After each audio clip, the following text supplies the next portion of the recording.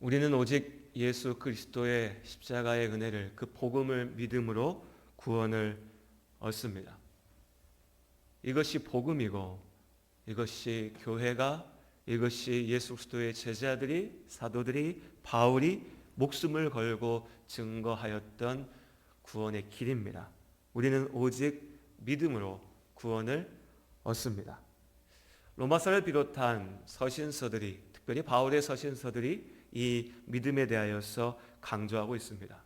그런데 오늘부터 우리가 나눌 이 야고보서의 말씀, 그리고 이어지는 베드로 전후서와 유다서, 또 요한 서신의 말씀들, 흔히 공동서신이라고 불리는 책들인데요, 이 서신들의 강조점은 믿음의 본질에 대로 나아가고 있습니다. 야고보서는 특히 행함이 없는 믿음은 죽은 것이다 라고 하는 우리가 잘 알고 있는 명제를 던지면서 전체로서 성경이 말하는, 그러니까 로마서에서만 이야기하는 복음, 갈라디아에서만 얘기하는 믿음이 아니라 창세기부터 요한계시록까지 전체로서의 성경이 말하는 참된 믿음이라고 하는 것은 무엇인가에 대해서 우리로 하여금 생각하게 합니다. 한마디로 결론적으로 이야기하면요, 믿음과 행함은 서로 경쟁하는 것이 아니라 함께하는 것입니다. 한 가지 예를 들어보죠. 실제 예는 아닙니다. 혹시 우리 성도님들이 내 얘기인가 해서 뜨끔하시면 안 되세요. 그런 분들은 우리 교회 가운데 없는 걸로 압니다. 우리가 생각할 수 있는, 우리 가운데 충분히 있을 수 있는 그런 예라고 한번 생각해 보시죠. 한 성도가 있습니다. 이 사람은 목사를 통해서 예수 그리스도의 십자가의 복음에 대해서 들었습니다. 또 전도하는 이들을 통하여서 하나님에 대해서 알게 됐습니다. 그렇게 교회에 와서 기도하다 보니까 무언가 가슴의 감동도 경험했습니다. 그래서 교회에서 교육을 받고 세례를 받았습니다. 하나님과 교회 앞에 내가 예수를 믿는다라고 공개적으로 고백했습니다. 그리고 그 이후로도 이제 신앙생활을 계속 이어갑니다. 주일이면 교회 가고 교회의 일원으로서 있습니다. 그런데 그의 삶은 이렇게 반복되는 종교 생활의 틀 속에만 머물러 있습니다. 그러니까 일요일이면 이제 나는 이전에는 교회 안 갔는데 세례 받은 성도니까, 나 이제 교회 다니는 사람이니까 일요일 날은 교회 가야지, 예배 드립니다. 매주 설교에 참석해서 설교의 말씀도 듣습니다. 그 말씀 속에 많은 경우는 지루하고 졸리지만 어쩌다 한 번씩 감동이 될 때도 있습니다. 딱 여기까지입니다. 직분을 맡기도 하지만 형식적인 자리일 뿐입니다. 예수를 믿는다고 하지만 하나님의 말씀이 옳다라고 고개도 끄덕이지만 거기서 끝나는 겁니다. 이 믿음이 나의 삶과는 연결되지 않습니다. 이전에 내가 살아왔던 생활의 방식이 그대로 이어져 갑니다. 분명히 믿는다 말하지만 행함이 없습니다. 이것이 오늘날 한국교회가 우리가 부딪히고 있는 문제입니다.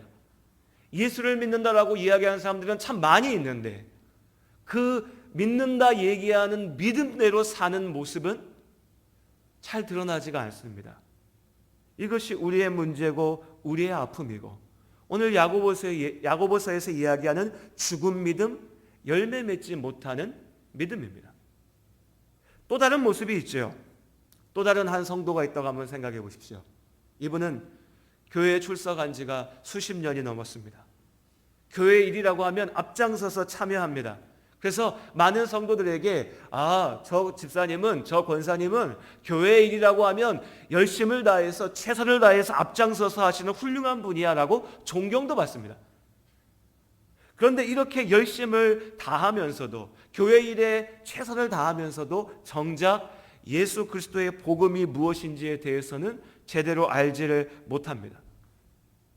그저 예수 믿고 내가 예수 믿는다고 얘기하고 교회 일 열심히 하면 그럼 내가 뭔가 복을 받겠지, 뭔가 잘 되겠지라고 하는 생각에만 멈춰 있습니다.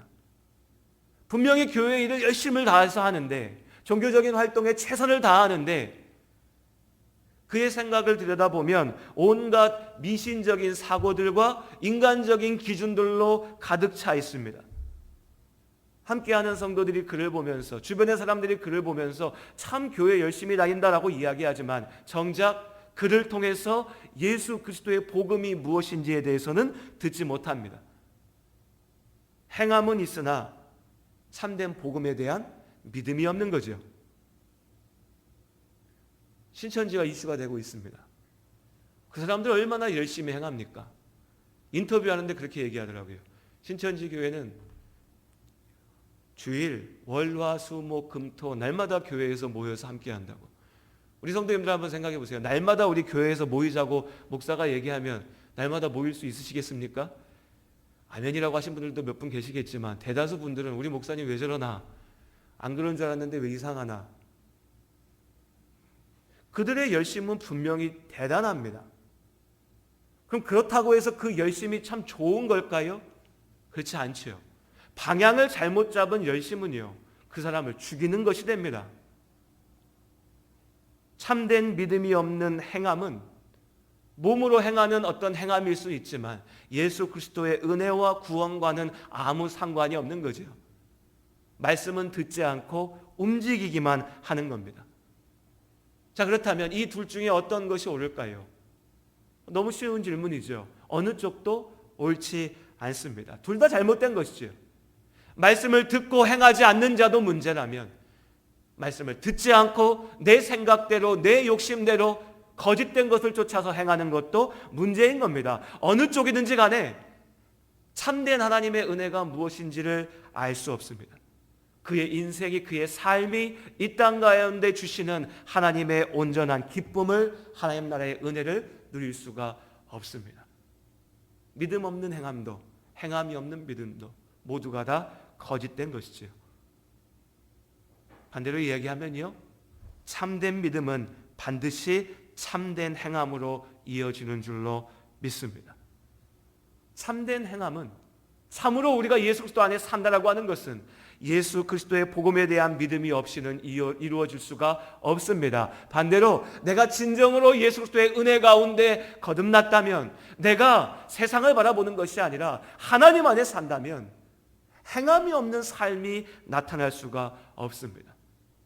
그러니 오늘 야고보서의 말씀을 나누면서 우리가 함께 기억할 한 가지는 이것입니다. 우리가 참된 믿음으로 참되게 행하는 성도가 될 수 있기를 원합니다. 참된 믿음으로 참되게 행하는 겁니다.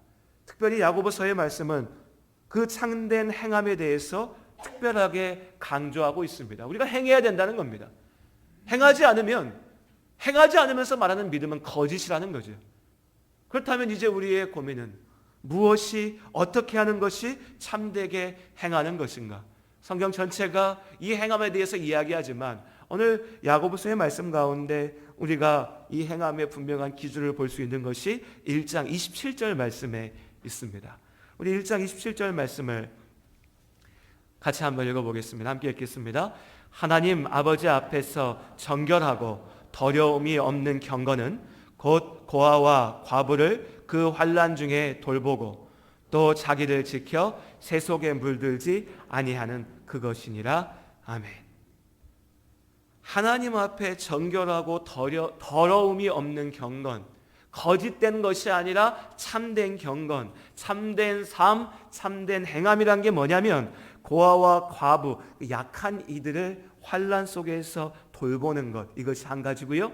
또 다른 한 가지는 자기를 지켜 새 속에 물들지 아니하게 하는 것, 이것입니다. 정리해서 얘기하면요, 참된 행함이라고 하는 것은 단순히 종교 생활의 열심, 미신적인 열심이 아닙니다. 내가 하루도 안 빼먹고 교회 가서 기도하면 복 받겠지? 신천지들 왜 저렇게 난리인지 아십니까? 어떻게 하나님의 일을 한다고 하면서 거짓말을 하고 속이고 다니는지 아십니까? 그렇게 해서 나는 14만 4천 명에 들어갈 거야, 나는 구원받을 거야, 다른 사람들 어떻게 되든 말든 한 명이라도 더 끌어당겨가지고 내가 살 거야. 아주 미신적인 사고방식이고요, 철저한 종교의 열심입니다. 잘못된 것이지요. 오늘 하나님 앞에 정결하고 더러움이 없는 경건은 사랑하는 것이 첫 번째입니다. 약한 자들을 돌보는 것이 사랑이죠. 사랑의 삶입니다. 두 번째는요, 세속에 물들지 않는 것, 세상 가운데 친구 되지 않는 것, 거룩함입니다. 거룩함이 무엇입니까, 여러분? 구별되는 겁니다. 구별되는 것. 여러 차례 말씀드렸죠. 구별되는 것이 거룩함입니다. 죄악됨과 구별되는 것. 하나님 아닌 것을 사랑하지 않고 하나님 앞에 서는 것. 이것이 우리의 경건이고 이것이 우리의 행함입니다. 참된 행함은 복음의 열매를 드러내는 사랑의 삶, 거룩함의 삶입니다. 사랑하며 거룩하게 사는 것, 이것이 하나님께서 우리에게 보기 원하시는 삶인 거죠. 그럼 이 사랑의 삶, 이 거룩함의 삶을 어떻게 보일 수 있을까에 대한 구체적인 권면들을 야고보서 전체의 말씀을 통해서 우리가 세 가지 정도로 정리해서 오늘 보려고 합니다. 2장 1절의 말씀을 먼저 읽어보지요. 첫 번째는요, 특별히 야고보서에서 우리에게 분명하게 권면하는 우리의 거룩한 행함의 첫 번째는 차별하지 않는 겁니다. 저는 이 차별하지 말라라고 하는 걸 좀 바꿔서 얘기하면요, 우리가 미리 벽을 쌓지 말자, 우리가 먼저 벽을 쌓지 말자라고 기억했으면 좋겠습니다. 죄악이 만들어낸 끔찍한 결과가 뭐냐면 관계를 파괴하는 것입니다. 행복하게 산다는 것, 여러분 어렵지 않지 않습니까? 함께하는 사람들이요, 함께하는 사람들이 서로 아껴주고요, 서로 때로 다툴 때도 있겠지만 그래도 서로 존중하고 사랑하면서 함께 할 수 있다면 우리가 모두 행복할 수 있습니다. 가정이 행복할 수 있고요, 사회가 행복할 수가 있습니다. 어렵지 않습니다. 그런데 말로는 어려운 이 일이 실제 삶 속에서는 얼마나 어려운지 모릅니다. 우리의 죄 때문에요. 우리 안에 있는 죄악 때문에 서로의 죄로 인하여서 우리가 서로 등 돌리게 됩니다. 그리고 이후에는 이 죄악으로 만들어낸 등돌림 때문에 사람들이 서로 그어놓은 벽에 갇혀서 서로를 미워하고 차별하고 멀리합니다. 그 벽 속에서 우리가 함께하지 못하고 그렇기 때문에 행복할 수 없는 거죠. 아시는 것처럼 저는 토종 전라도 사람입니다. 우리 형님들 중에도 전라도 출신도 계시고 아닌 분들도 계시죠. 남원에서만 자라가지고 있을 때는, 그리고 뭐 고등학교 때 전주 가서 지낼 때는 지역 감정이 뭔지 잘 몰랐습니다. 전라도 사람이라는 말도 들어보지도 못했습니다. 어려서 그러기도 했고 이 안에만 있으니까 안 느껴졌던 거죠. 그런데 웬걸요? 대학 생활하면서 서울에 가서 이렇게 보다 보니까요, 이게 점점 보이고 들립니다. 나는 전라도 사람인 겁니다. 그 전라도 사람을 이유를 모르겠는데 싫어하고 미워하는 사람들이 있는 겁니다. 차별하는 겁니다. 직접 당하니까요, 기분이 나빠요. 지가 뭔데 왜 나한테 그래? 그러다 보니까요, 경상도 출신 분들 죄송합니다만 몇 번 이렇게 부딪히다 보니까요, 저도 모르게 마음속에, 젊을 때 얘기입니다, 지금이 그렇다는 게 아니고요, 경상도 사람들 이것들 안 되겠네, 이 마음이 저도 모르게 막 나와요. 대구 인간들하고는 같이 상종을 안 해야겠어. 사투리 이상하게 쓰는 사람들 왜 저래? 악이 악을 낳는 겁니다. 미움이 미움을 낳는 거죠. 다행히 하나님의 은혜로요, 지금 제가 마음을 열고 정말 가깝게 교제하는 분들, 가깝게 함께하는 목사님들은요, 세보니까 전부 다 경상도 분들이에요. 경상도 분들이 얼마나 멋지고 훌륭하고 좋은 분들이 많은지 모릅니다. 유학생활 할 때 인종차별이라고 하는 걸 처음 겪어봤어요. 와, 이건요, 지역 감정하고 또 다릅니다. 이건 차원이 달라요. 경상도 사람들 욕하다가도 대한민국 하면 하나가 되잖아요. 우리가 다 축구 시합하면 다 한편 됩니다. 그런데 나와 말이 다르고 피부색이 다르고 경험이 다른 사람들이 나를 그냥 미워하면요, 뭔가 내 존재 자체가 부정당하는 느낌입니다. 이게 치솟아오르는 분노가 차원이 다릅니다. 백인들 좋다라고 생각하시는 분들 계실지 모르는데 저는 마음 한구석에 얼굴도 이상하게 생겨가지고 왜 저래, 이런 미움이 한켠에 있습니다. 근데 그게 맞을까요? 그렇지 않아요. 너무나 좋은 사람들도 많습니다. 피부색이 달라도 말이 달라도 먼저 사랑해주고 먼저 손을 내민 좋은 친구들, 좋은 선생님들이 피부색이 하얗든 까맣든 상관없이 참 많이 있습니다. 모두가 모두를 차별하는 것은 아니죠. 하지만 많은 사람들이 서로에 대한 미움으로 상처받고 그 미움의 상처로, 미움의 눈으로 세상을 바라보면서 벽을 세웁니다. 관계를 무너뜨리는 거죠. 죄악이 그렇습니다. 사람과 사람 사이에 벽을 만듭니다. 피부색 때문에, 나이 때문에, 사는 것 때문에, 잘 배웠는지 못 배웠는지 때문에, 더 많이 가졌는지 덜 가졌는지 때문에, 남자와 여자, 지역, 온갖 이유를 가지고서 벽을 세웁니다. 벽 세울 이유는요, 너무나 많이 있습니다. 우리 가운데도 마찬가지예요. 우린 여기 살잖아, 저기 살잖아. 이따 광고 시간에 다시 말씀드리겠지만 코로나 때문에 이번 주부터 여담께 등록교인이시고 항상 예배에 함께 하셨던 분들은 아닌 분들은 예배에 참석하지 않으시도록 안내하고 있습니다. 가슴 아픈 상황입니다. 사실은요. 사람과 사람이 서로 온전하게 믿지 못하는 거죠. 함께하지 못하는 겁니다. 오늘의 일이야 지나갈 코로나 바이러스 사건 때문에 잠시의 해프닝일 수 있지만 이것이 사람과 사람 사이에 온전한 믿음의 벽으로 세워져 갈 때, 우리가 그렇게 쌓아갈 때 나중에는요, 믿음의 벽에 둘러싸여져 감옥 속에 갇혀있는 한 명 한 명의 괴로운 사람들만 남게 되는 겁니다. 여러분, 주변의 사람들 한번 생각해 보십시오. 모든 사람을 사랑한다는 건 참 어려운 일입니다. 누군가를 만났을 때 당장 사랑할 수도 없습니다. 오늘 말씀은요, 아무나 이유 없이 무조건 사랑하자고 하는 것은 아닙니다.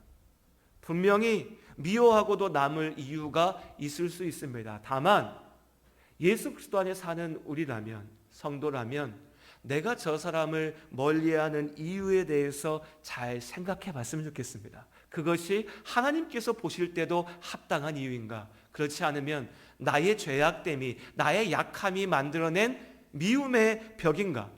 그리고 무엇보다 사람을 대할 때요, 누군가를 만났을 때 여러분, 우리 먼저 미워하기보다는 먼저 사랑할 수 있었으면 좋겠습니다. 분명히 그렇습니다. 누굴 처음 봤을 때도요, 그냥 처음 봤는데 저 사람 마음에 안 들어 이럴 수 있습니다. 처음 봤는데 저 사람은 뭔지 좋아 이럴 수 있죠, 사람이라면. 근데 이건 우리의 주관적인 마음이고 우리의 감정이고 우리의 죄악이 만들어낸 벽입니다. 여러분, 벽은 언제든 세울 수 있습니다. 그렇죠? 언제든 밀쳐낼 수 있습니다. 언제든 멀리할 수 있습니다. 그런데 그렇게 세워진 벽을 무너뜨리는 것은요, 너무나 어렵습니다. 그러니 하나님께서 함께하게 하신 사람들을 만났을 때에 그의 허물이 있든지 간에 그와 내가 많이 다를지라도 차별할 것이 아니라, 미워할 것이 아니라, 먼저 밀쳐낼 것이 아니라 우선 사랑하고 우선 함께하고 하나님의 사랑을 전하는 우리가 될 수 있기를 원합니다. 그렇게 사랑 안의 관계를 세워가면서 사랑의 삶을 살아가는 것이 참된 그리스도인의 모습입니다. 두 번째로 우리가 말씀 가운데 나눌 것은요, 3장 9절부터 10절까지의 말씀입니다. 두 번째 권면은 온유함으로 말해야 된다는 겁니다. 어려운 얘기는 아니지요. 특별할 것도 없습니다. 우리 성도님들 다 아시는 말씀입니다. 그런데 사랑과 거룩의 삶을 이루는 데 있어서 가장 큰 무기이면서 동시에 가장 큰 걸림돌이 되는 것이 바로 우리의 입입니다. 오늘 말씀처럼 한 입에서 하나님에 대한 영광의 찬송이 나오는가 하면 사단의 종이 되는 저주가 나오기도 합니다. 한 사람의 입이라는 게 그렇지요. 누군가를 살리는 생명의 도구가 됐다가 또 어떨 때는 누군가를 죽이고 공격하는 칼이 됩니다. 사람이 참 약하지요. 제가 가만히 오늘 말씀을 준비하면서 저를 돌아보니까 다른 누군가가 아니라 제가 그렇게 사랑한다고 얘기하는 저희 아이들한테도 아침에는 너는 이렇게 예쁘냐? 아빠가 너를 너무 사랑한다 라고 했다가 무언가 마음에 안 드는 게 생기면 저도 모르게 욱해서 뛰쳐나오면 너는 도대체 왜 그러냐? 너는 바보같이 왜 그러냐? 말이 그렇습니다. 입이 그렇죠. 우리 성도들 다 마찬가지 아닙니까? 우리 마음속에 저는 확신하고 믿습니다. 우리 함께 이 자리에 함께 하신 성도님들, 우리가 서로를 향한 사랑이 있습니다.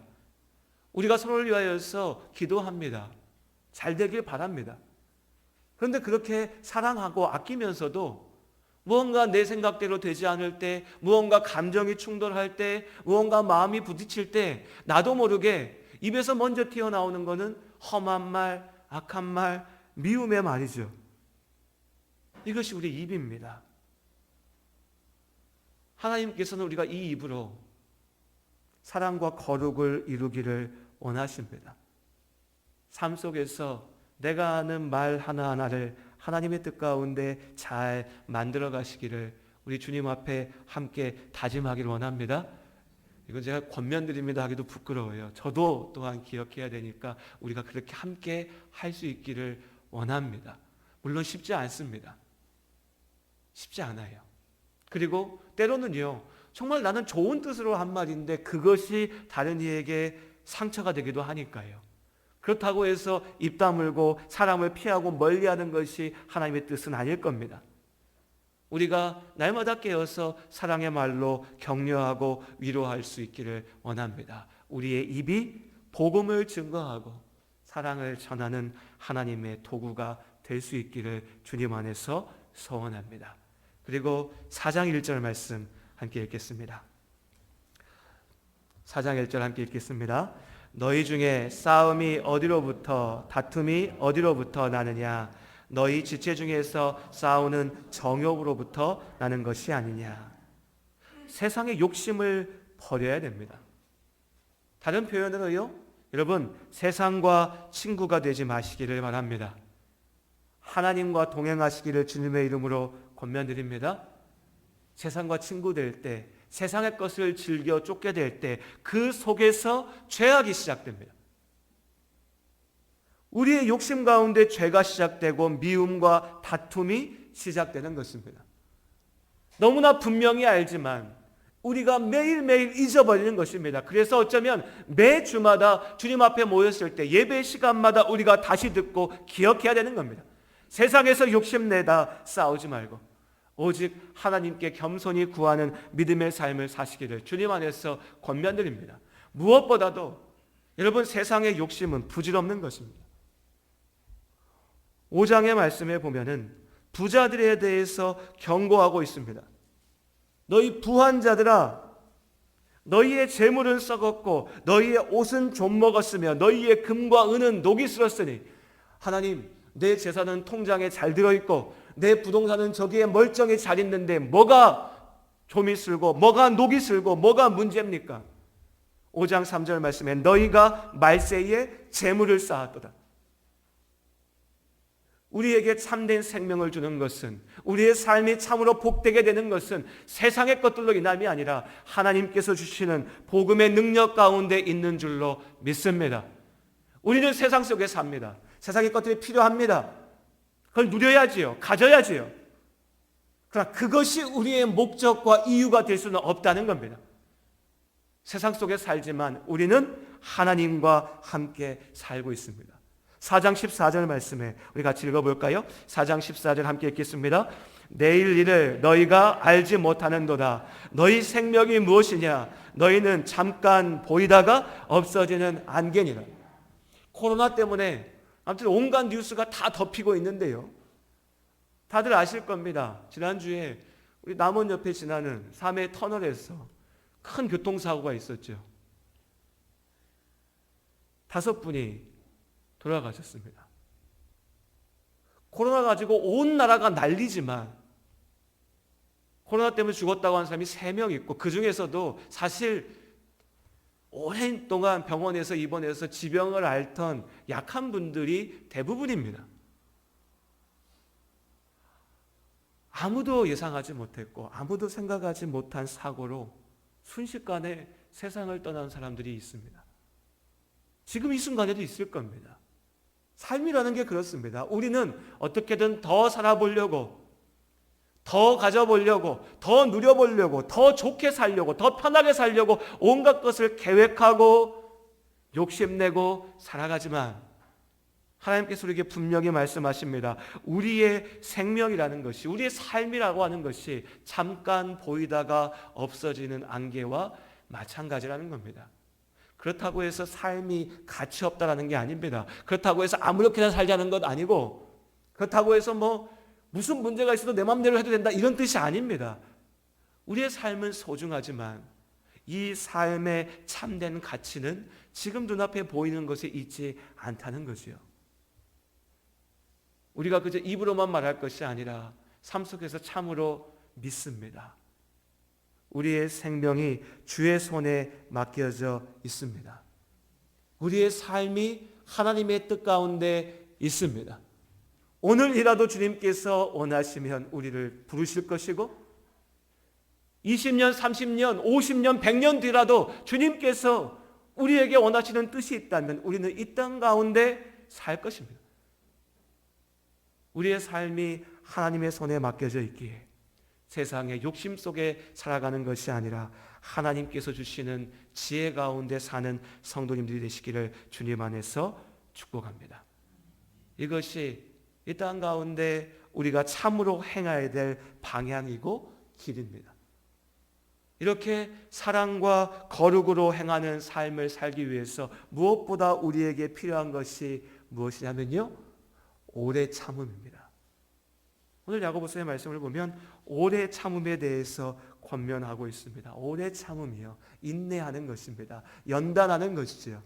지금 당장 내 뜻대로 되지 않는다 할지라도, 지금 당장 내 욕심대로 되지 않는다 할지라도, 지금 당장은 내 마음속에 미움의 마음이 가득 찰지라도, 지금 당장 내 입에서는 미움의 말이 쏟아질지라도 그것을 우리가 참고 견디고 인내하며 나아갈 것은 우리의 소망이 이 땅 가운데 있는 것이 아니라 하나님 나라 가운데 있기 때문인 줄로 믿습니다. 우리가 이 땅 가운데 오래 참음으로 이 사랑과 거룩함의 길을 걸어갈 때에 우리 주님께서 생명의 면류관으로 우리를 축복하실 줄로 믿습니다. 그리고 무엇보다 이 오래 참음의 길을 걸어가며 우리에게 주신 무기가 있지요. 우리 5장 13절부터 16절까지 말씀 함께 읽겠습니다. 저와 여러분이 한 절씩 읽겠습니다. 너희 중에 고난당하는 자가 있느냐? 그는 기도할 것이요. 즐거워하는 자가 있느냐? 그는 찬송할지니라.